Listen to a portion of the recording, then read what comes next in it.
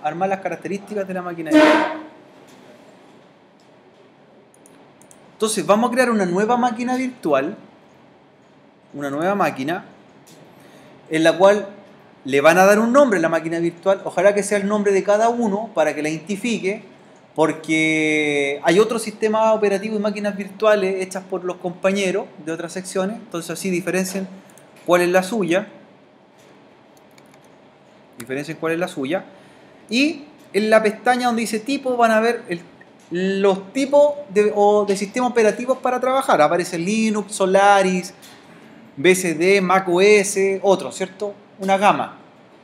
Vamos a trabajar con sistema operativo Microsoft Windows, y la versión que vamos a hacer de virtualizada hoy día es Windows 7 32 bits. Es importante recordar que para hacer una máquina virtual hay que tener el archivo de instalación, ¿por cierto? Hay que tener el ISO, ¿ya? Que es el DVD en realidad, ¿cierto? Descargado de antemano. Windows 7 32 bits el que vamos a virtualizar. Porque el ISO de 32 bits el que vamos a instalar 32 bits tiene que ser de acorde a lo que tenemos, ¿ya? 32 bits, ¿ya? Windows 7 32 bits. ¿Vamos bien? ¿Sí? Luego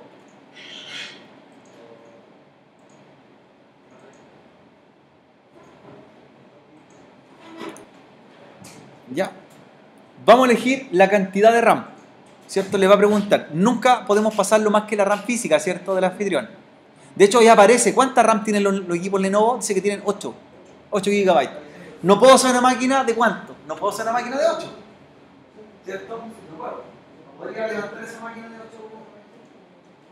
GB. Entonces, vamos a hacerla con los requisitos mínimos de Windows 7 32 bits, que son 512 MB. 512 MB a la máquina virtual.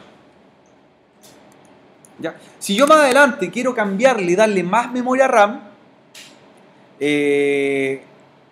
tendría que apagar la máquina virtual y modificar el parámetro, que eso vendría como ponerle otro módulo, ¿cierto? Otro slot más de 512 MB. Ya. 512 MB. Esto, mientras esté encendida la máquina virtual, recuerden que mi equipo anfitrión los pierde, porque van destinados a la máquina virtual. Listo. Luego dice crear un disco duro virtual, ¿cierto? Vamos a crear un disco duro que va a ser de la misma tecnología que el equipo anfitrión. Si el equipo anfitrión tiene un SATA, también va a tener un SATA, ¿ya? Si tiene un SSD, un SSD. Entonces, crear un disco duro virtual ahora, ¿ya? ¿Vamos bien, cierto? Vamos bien. Luego me pregunta qué tipo de disco duro virtual quiero crear. Y aparecen 3 tipos. Habla de PDI, VHD y el último, BMDK. ¿Qué diferencia tiene uno con el otro? ¿Ya? De estos discos duros que vamos a crear.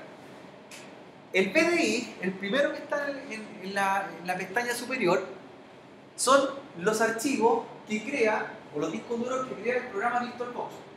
Si yo selecciono PDI, y esta máquina virtual yo me la llevo al final de la clase, ¿cierto? Me la llevo en un pendrive exportada. En mi casa, en mi PC debería tener también VirtualBox instalado. E inmediatamente cuando yo importe esa máquina, lo va a reconocer tal como la dejé acá. ¿Ya? Si es tipo BDI, cualquier versión de VirtualBox reconoce una máquina virtual. En cambio, lo que se llama VHD o BMDK es por si yo quiero después hacerlo compatible con otro software de virtualización. Por ejemplo, VHD sería para un software que se llama Hyper-V de Microsoft, que es de pago. ¿Ya? Es decir, como que lo hago en VirtualBox, pero después lo monto en otro programa. Y si lo hago con BMDK, es para otro programa de pago que se llama VMware, por ejemplo. Pero como nosotros vamos a trabajar siempre con VirtualBox, ¿cuál vamos a elegir? BDI, siempre BDI. Siempre BDI para asegurarnos que va a ser trabajado solamente con VirtualBox, no con otro software de virtualización. ¿Estamos ok, cierto? Ya. Luego nos pregunta 2 cosas. ¿Cómo queremos que sea este disco duro? Y te dice reservado dinámicamente y tamaño fijo. ¿Qué diferencia tiene una con la otra? Y esto, aquí pongan atención, chicos, porque es bastante importante entender que es reservado dinámicamente con fijo. Supongamos que yo voy a crear un disco virtual de 25 GB ahora, ¿cierto? En mi disco anfitrión. Y si lo selecciono como tamaño fijo, ¿cierto? Elijo tamaño fijo, inmediatamente mi máquina virtual, ¿cuánto va a perder? O sea, ¿cuánto va a tener? 25 GB. Y mi máquina anfitriona pierde 25 GB. Yo apago esa máquina virtual y siguen siendo ocupados los 25 GB. ¿Ya? En cambio, si lo hago como reservado dinámicamente, quizás yo elegí que el disco duro tenga 25 GB, pero en realidad está ocupando 5. Y ese disco duro va a ir creciendo con el tiempo, pero nunca me ocupa el espacio completo. ¿Ya? Porque ¿de qué depende? De que un sistema operativo vaya creciendo si le instalo más cosas, por cierto. Si usted le instala muchos programas a su equipo, el disco va ocupando más espacio. Entonces, si lo dejo como reservado dinámicamente, el disco va a ir creciendo con el tiempo. Si le borro cosas, el disco se va achicando con el tiempo. Si lo dejo tamaño fijo, lo ocupe o no lo ocupe, están ocupados los 25. ¿Ya? Entonces, ¿cuál seleccionamos? ¿Cuál recomendamos? Dinámico. Porque tú hoy día puedes hacer una máquina virtual y te la puedes llevar fácilmente en un pendrive de 4 GB. Pero en cambio, si la dejo como tamaño fijo, necesitas un disco duro más grande para poder llevarte. ¿Ya? Reservado dinámicamente. ¿Listo? Lo que no podemos cambiar, jóvenes, es que si hoy día el disco duro lo hacemos de 25 GB, ya quedó de 25 GB. Lo que podría hacer yo a la máquina virtual es ponerle un segundo disco duro para tener 2 discos duros. Siempre y cuando la placa soporte una cantidad de dispositivos. Una placa SATA soporta 4, ¿cierto? Hasta 4 dispositivos conectados. ¿Ya? En cambio la RAM nosotros podemos cambiarla después, darle más o menos RAM, pero el disco duro ya si lo hicimos de un tamaño, no lo podemos ni achicar ni agrandar. ¿Ya? Lo que sí, agregar otro disco. Reservado dinámicamente, le vamos a dar 20 GB, jóvenes, no 25, 20 GB a esta máquina virtual, con es suficiente para trabajarla. Como le hicimos dinámica, no van a ser 20 GB ocupados en su totalidad, ¿cierto? Van a ser incrementables. Ya. Lo máximo, lo más grande que podría hacer es de 20, ¿cierto? Hasta ahí podría llegar. Va a parecer que está el disco lleno en algún momento. ¿Estamos bien? 20 GB. Y se crea, ¿cierto?, una plantilla de la máquina virtual, ¿cierto? Y aparece. Lo que vamos a hacer ahora es ir a la configuración de esta máquina virtual. ¿En qué estado está? Apagada, ¿cierto? Apagada. Botón derecho sobre la máquina que recién acabamos de crear y nos vamos a la pestaña configuración. Botón derecho sobre la máquina, configuración. Recuerden, la única forma de cambiar las configuraciones es que tiene que estar apagada, ¿sí? Igual que un PC real. Yo no le puedo cambiar la RAM si está encendida. Tengo que apagarlo de esta manera. Ya. Debe aparecer todo el panel de configuración de esta máquina virtual y todo el hardware que podemos modificar o agregar. Ya. Entonces, me va a aparecer la primera pestaña que dice general y están las características, ¿cierto? El nombre que tiene el sistema operativo. ¿Sí? Vamos a la segunda pestaña, la que se llama sistema. De ahí aparece qué tipo de placa va a tener, qué placa madre, qué tipo de procesador y con qué nosotros vamos a iniciar el sistema operativo para instalarlo.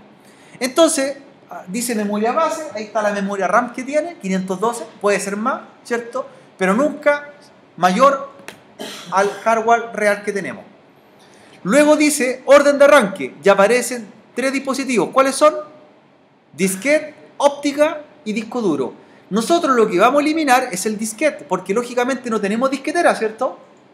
No tenemos disquetera instalada, entonces eliminamos la disquetera y nos va a quedar la unidad óptica, que es el CD, y después que viene el disco duro. Tenemos que subir de posición la unidad óptica al primer lugar y el disco duro en segundo lugar, con las flechas de los lados.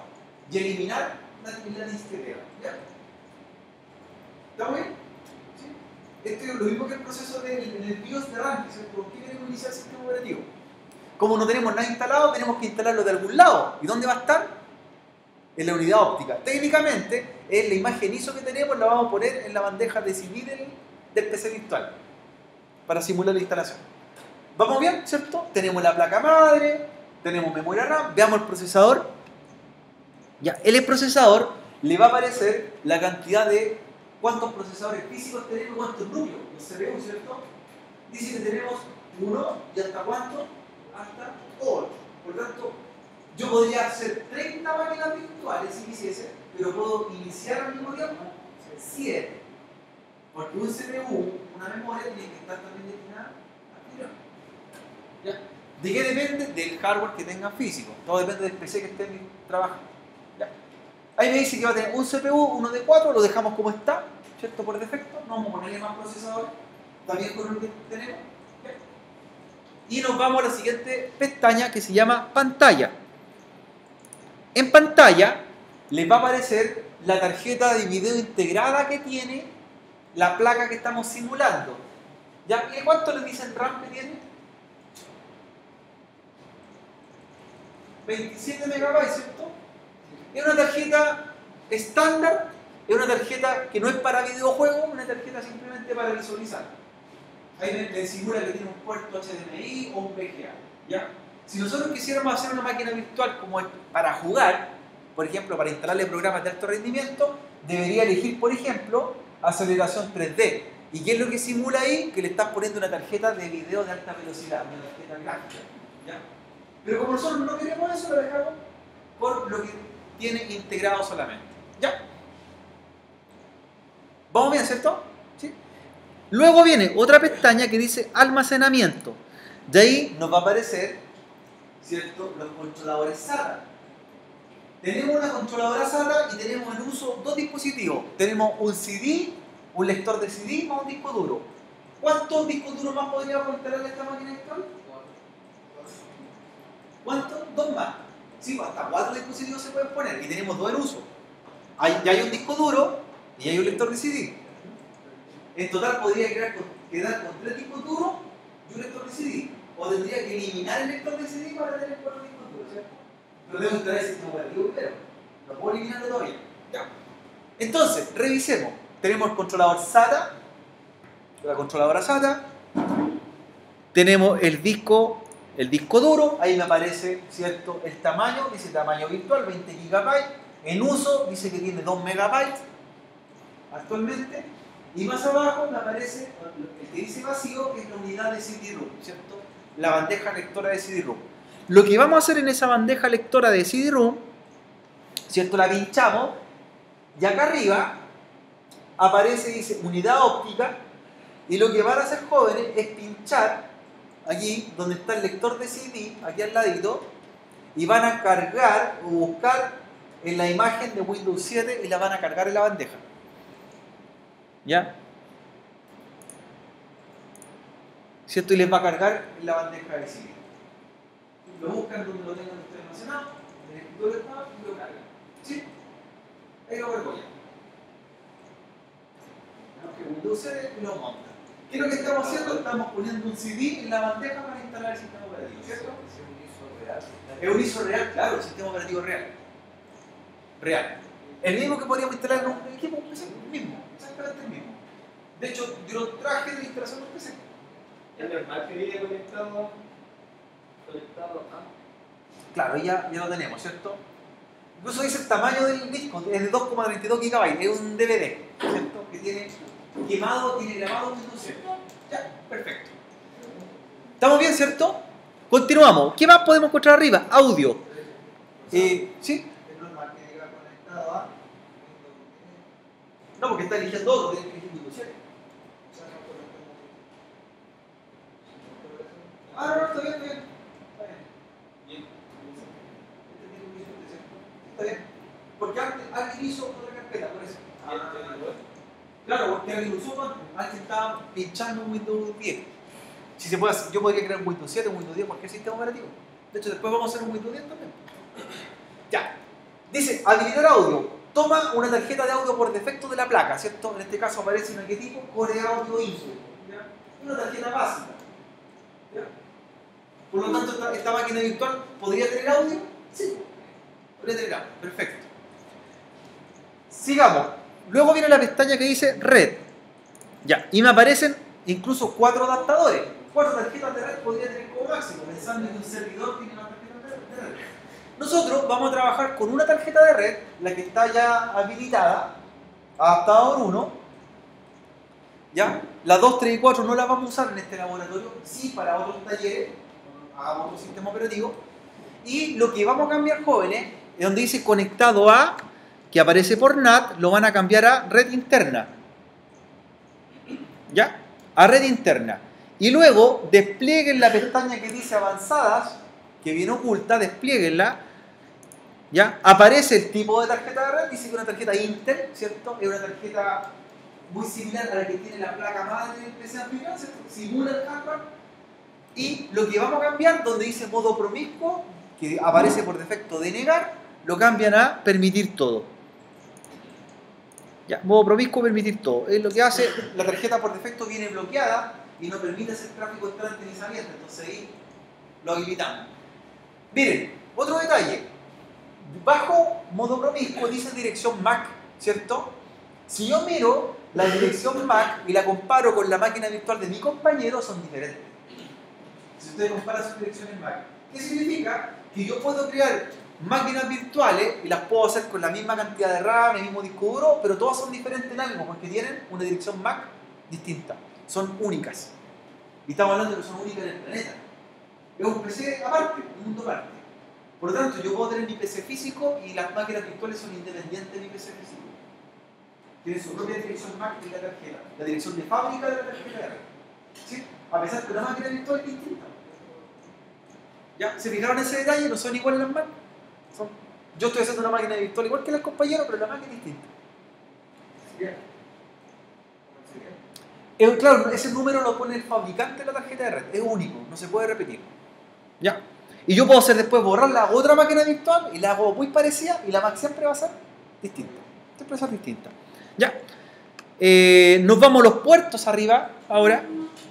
En los puertos ya aparecen dos tipos de puertos. Los puertos serie que vienen deshabilitados son los puertos COM, que incluso aparecía por ahí una pregunta en la prueba que mostraba los puertos cuáles eran, los seriales, no eran los paralelos, eran los puertos seriales. ¿Ya? Y al lado aparece ¿qué tipo de puerto? USB. ¿Ya? Los puertos seriales vienen desactivados porque las placas que tenemos nosotros no utilizan puertos seriales. Pero sí, esos PCs más antiguos, por lo que están allá, tienen puertos seriales. Son los puertos COM. Y lo que me detectó es los controladores de qué tipo? USB del tipo 1.1. Los dejamos por defecto en realidad. No los vamos a cambiar a 3.0. ¿Cuántos puertos USB puede tener la máquina virtual? ¿Cuántos puertos podría tener la máquina virtual? Los que tienen la máquina física, los que tienen en realidad. Ya, perfecto. ¿Estamos listos, jóvenes, hasta ahí? Le damos a aceptar, ya creamos como la arquitectura del PC que vamos a virtualizar. Podríamos cambiarle varios parámetros menos al disco duro. No lo podemos modificar. Lo que sí podríamos agregarle más disco duro. ¿Qué hizo el último? Nada, no he hecho nada ahí. Solamente mostramos. No hicimos nada. Ahora aceptamos. ¿Ya? Entonces, tenemos planteada la máquina virtual. La vamos a encender la máquina virtual para que se instale. La instalación se va a demorar, igual que instalar un sistema operativo real en PC. ¿Ya? Todo real. Entonces, tenemos la máquina virtual, pincha iniciar, ¿ya? Y va a comenzar el asistente de instalación. ¿Ya? Vamos paso a paso, no se apresuren. ¿Ya? ¿Cierto? Y levanta la pantalla de bienvenida de VirtualBox. Aparece el asistente de Windows, lo vamos a comenzar a instalar. ¿Ya? Paso a paso, jóvenes, para que no se apuren. Windows 7 me aparece como sistema operativo. Lo que vamos a cambiar en la instalación de Windows 7 es solamente el formato de oro y moneda que aparece por español España, lo cambiamos a español Chile para que detecte el signo peso. ¿Se dan cuenta que yo arrastro mi mouse y el mouse también se arrastra en la máquina virtual? ¿Cierto? ¿Se desliza? Perfecto. Español Chile, nada más. Siguiente. Instalar ahora. Ya. No se apuren cuando aparezca el sistema de partición. Lo vamos a hacer también piano. ¿Yo podría hacer más de una máquina virtual al mismo tiempo? Sí. Podría estar haciendo dos. Todo depende del equipo físico. Ya. Le va a preguntar por la licencia. Dice que estamos instalando Windows 7 tipo Ultimate, Service Pack 1. ¿Ya? ¿De cuántos bits? 32 bits. Perfecto. Aceptamos términos y licencia. ¿Ya? Esta versión no vamos a pagar la licencia porque la licencia ya está comprada. Es de Microsoft DNSPARC del convenio, por lo tanto ya está, listo, está registrado. Siguiente, y le va a aparecer cómo queremos instalar. Y dice dos opciones, actualizar o personalizar. Usted como buen técnico, ¿cómo va a instalar? Personalizar. Todos los hemos personalizado. Siempre personalizado, siempre nosotros ponemos los parámetros, no que el sistema operativo lo haga. Entonces, personalizada avanzada, y aparece un disco de ¿cuánto? Dice, espacio sin asignar, 20 GB. Perfecto. Van a pinchar lo que dice opciones de unidad, abajito, y le va a desplegar alguna herramienta. ¿Ya? Opciones de unidad. Y marcan la que dice nuevo, que está en amarillo. Y ahí me indica cuántos megabytes tiene ese disco duro. Dice que son 20.480 aprox, ¿cierto? No me da más arriba, hasta ahí llegó, es el tamaño máximo que va a tener. Es importante que cuando instalen un sistema operativo ocupen todo el disco completo. Si este hubiese sido de 1 terabyte, ocupe el terabyte completo, ¿ya? Todo el disco para la instalación. Aunque ocupe un poquito, dígale que lo va a usar en forma total. ¿Ya? Aplicar. Le pregunta, le dice que se va a dar un formato. Aceptar. Y fíjense que va a crear una partición. Van a aparecer dos particiones ahora, ¿cierto? Dice, ¿cuánto me queda en la partición principal? 19,9. No tengo los 20, ¿cierto? Dice 19,9. Y arriba dice que tengo 100 megabytes. Jóvenes, ¿para qué es esta partición y qué es lo que hace? El sistema operativo se va a instalar en la más grande, en la 19,9. Y la que está arriba, ese tamaño de 100 megas, se llama, y tiene un nombre, esto se llama MBR, o Master Boot Record. ¿Qué hace esa partición? Esa partición tiene la información propia del disco duro. Por ejemplo, dice a qué velocidad corre el disco duro, qué tamaño disponible tiene, qué archivo he borrado, cuántas veces lo he formateado, ¿cierto? ¿Qué voltaje usa? Por tanto, ningún disco duro, jóvenes, es virgen. Todos tienen un tamaño asignado que se llama MBR. Si usted su pendrive lo formatea muchas veces, ¿qué va a pasar? El espacio disponible se empieza a reducir, ya no va a ser 19,9, va a ser 19,8. ¿Se han dado cuenta que usted tiene un pendrive de 8 GB y aparecen 8 GB disponibles? Dice 7, 7,5, cada vez menos. Entre más le doy formato a un disco duro, a una memoria, a un pendrive, la partición principal cada vez es más pequeña. Y el MBR, el que está arriba, ¿qué pasa? Es más grande. Entre más particiona, menos espacio tengo en disco duro. La pregunta es ¿por qué? ¿Por qué pasa? Porque el disco duro tiene que registrar en algún lado las acciones que ha tenido. Me han borrado tantas veces, me han formateado tantas veces, ¿cierto? ¿Qué pasa cuando usted saca un pendrive de mala forma? ¿El pendrive se quema o se daña en forma lógica? ¿Qué le podrá pasar a un pendrive cuando después queda con problemas? Se daña, ¿cierto? Usted tiene un pendrive y lo retira, lo saca nomás cuando está en uso sin expulsarlo. El problema que hay no es un problema físico, jóvenes, no se daña físicamente el pendrive. Lo que se dañó fue este archivo, el MBR. Porque ese MBR tiene que cerrarse en algún momento, igual grabar la configuración. Y como todavía está en uso, usted lo saca, ¿cierto?, en funcionamiento. Y como no se guarda, después cuando quiere poner el pendrive nuevamente, él no reconoce ese sector. Y por eso queda inutilizable. Se echa a perder en forma lógica, no física. ¿Ya? Por eso a veces cuando los teléfonos también, las memorias SSD las sacan en uso, también se pueden dañar, ¿cierto? Y no se dañan físicamente, se dañan en lógica, porque también tienen un espacio que se llama MBR, el cual guarda información propia. Todo sistema de almacenamiento es lo mismo. Puede ser un disco duro, SATA, SSD, un pendrive, una memoria extraíble. Todos son iguales, todos tienen el mismo sistema. Todos tienen un MBR y ese es el que se daña lógicamente. ¿Ya? Se podría dañar lógicamente también imantándose, magnetizándose. Si le paso un imán por un disco duro, un pendrive, también lo borro. Y no borro esto. ¿Qué es lo que borro? El MBR. Como usted formatea, no borra esto. ¿Qué es lo que borra? El MBR, el Master Boot Record. Es el que se borra siempre. ¿Ya? Para que lo consideren ustedes. Antiguamente, jóvenes, en los años 90, se fabricaban virus informáticos. Y los virus informáticos se programaban no para borrar el disco duro. ¿Qué es lo que borraban? Ese sector. Si yo le borro esa asignación de memoria, el disco duro no sabe lo que tiene. Es como un libro, usted le saca el índice, ¿cierto? Si le saco el índice, no conozco las páginas. Es lo mismo acá. Es lo mismo que usted se pega un golpe en la cabeza y tiene una amnesia, que no sepa cómo se llama, no conozca su root, no sepa dónde vive. Eso es lo mismo que le pasa al disco duro. Pierde toda la información de fábrica y queda ilegible. Pregunta, ¿se puede recuperar eso? No. No se puede recuperar. Se daña. Se daña. Y el proceso es muy caro recuperarlo. ¿Cómo se puede respaldar? No se puede porque ya perdí todo. Si no hice respaldo antes. Claro, si hice respaldo antes estoy al otro lado. Pero si no respaldé y se daña ese sector, esto de acá nunca lo voy a poder buscar. Si se daña ese, se pierde todo el resto. ¿Ya? Por eso los pendrives se dañan lógicamente y después usted no puede volver a recuperarlos. Es un daño lógico. ¿Estamos, chicos? Ahora vamos a la instalación. Tiene que estar seleccionado la partición más grande, la que se llama principal. Sabemos que reservamos un espacio para la información propia del disco y le damos a siguiente. De ahí va a comenzar el proceso de instalación.